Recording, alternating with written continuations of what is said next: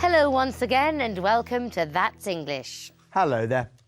Ashley, what are you reading? Well, I'm reading From Earth to the Moon, which was written by Jules Verne in 1865. What's the story about? It's about a group of American war veterans who decide to build a huge cannon to send men to the moon. Ah, yes, it's amazing how many things Jules Verne predicted in his novels. At that time, it was science fiction. And today, many of his ideas have become reality, as we're going to see in today's documentary. As you watch, try to answer this question. What do creative people need in order to make their inventions real? Let's see. It was Jules Verne's submarine, the Nautilus, featured in his book 20,000 Leagues Under the Sea, published in 1870, which first really interested the public in the idea of undersea transport. Inventor Simon Lake was so impressed by how real Verne's submarine looked that by 1898, his own submarine, Argonaut 1, was at sea. But this is not the only time stories have inspired real life. Many other examples come from science fiction, or sci-fi, as it is often called. We asked Stacey Brown, a publisher at science fiction publishing house Zing, which major inventions have been inspired by science fiction. In his novel of 1914, The World Set Free, H.G. Wells invented man-made atomic energy.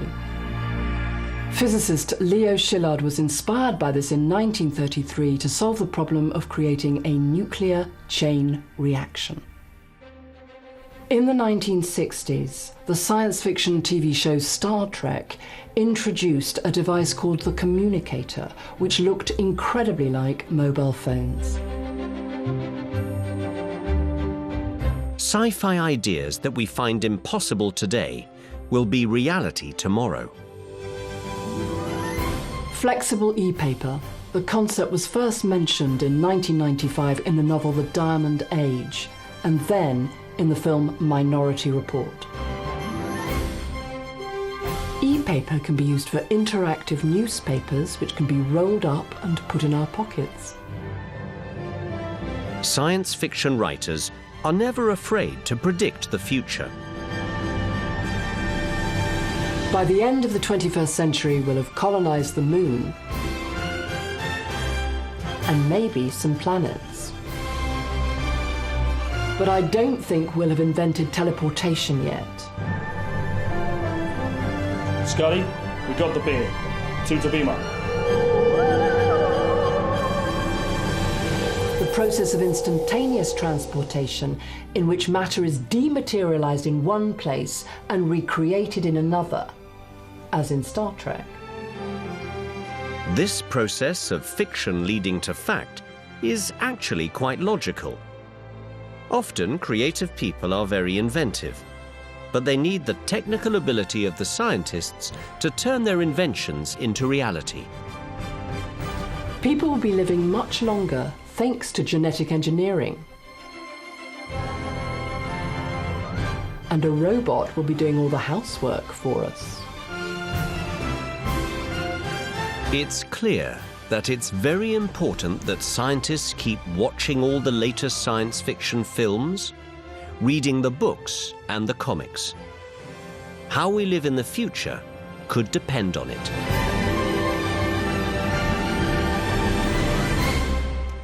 So, man-made atomic energy, e-paper, and even mobile phones were all inspired by science fiction novels or TV shows like Star Trek.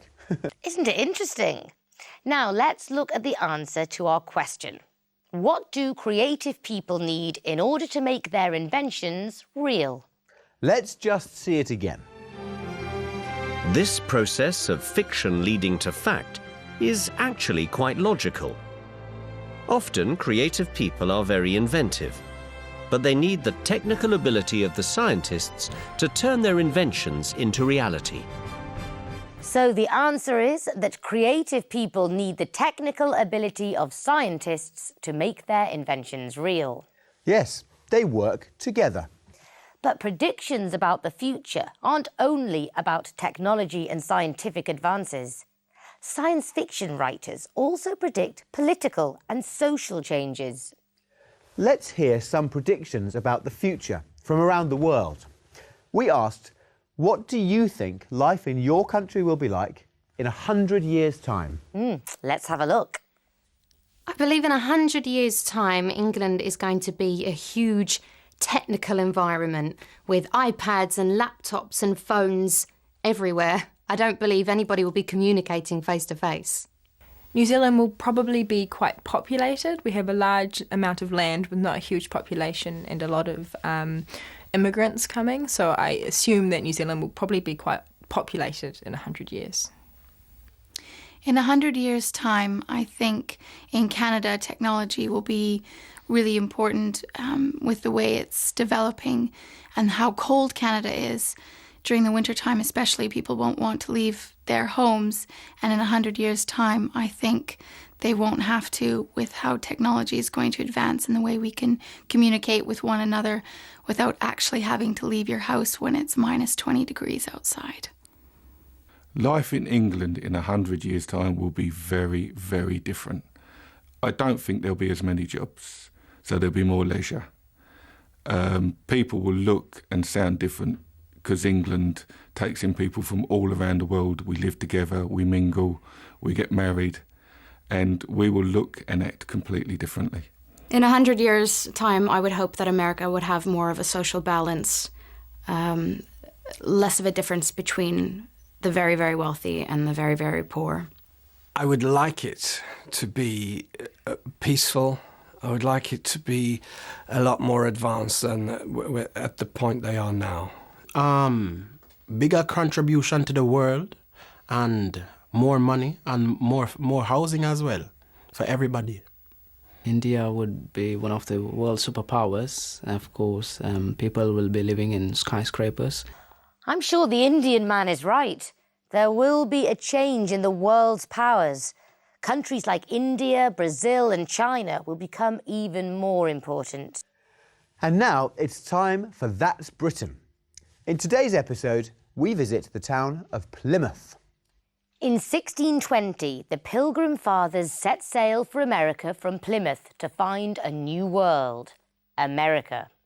And, as you'll see, many other famous people also set sail from Plymouth. While you watch, try and answer this question. What attracts visitors to Plymouth according to Annette?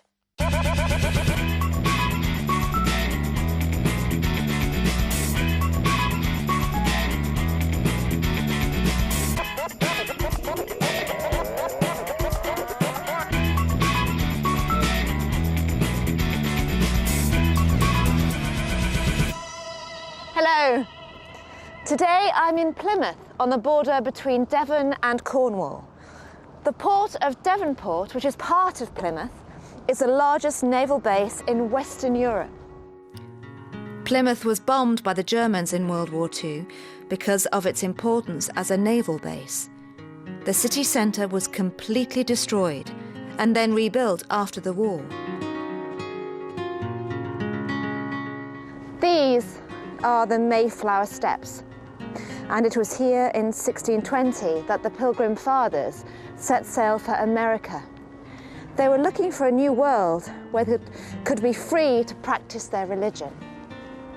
In 1831, Charles Darwin left here on his ship Beagle to start his survey of the Galapagos Islands, from which he wrote The Origin of Species. This is called Smeaton's Tower, built as a lighthouse in 1759, though now it's a tourist attraction. I've got Michael with me here just now, and we're right on the seafront here at Plymouth. Michael, can you tell me what Plymouth is famous for? Apart from our donuts and churros, is our hospitality. Yeah, we're famous for our waterfront. It doesn't get any better than that waterfront. If you take a little visit up onto the Hole, yeah, we have some fantastic events here. Yeah, it is just, we've got the Mayflower Steps just behind us. There's so much here to see. How about the famous people? Sir Francis Drake is by far our biggest name here, yeah.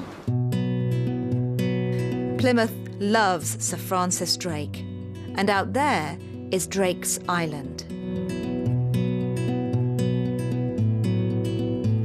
Plymouth Hoe is where Drake set sail in 1577 on his round-the-world voyage in the ship the Golden Hind. I'm with Annette, who lives in Plymouth and has done so since the 1970s. She came here from Australia. Annette, what is it about Plymouth that draws visitors here? I think we're lucky because we've got beautiful weather being in the southwest. We've got a unique heritage and history which is really, really rich. And we have just so many famous people here. We've got Sir Francis Drake, you've got Conan Doyle, you've got Beryl Cook, the artist. Plymouth seems a very historical place.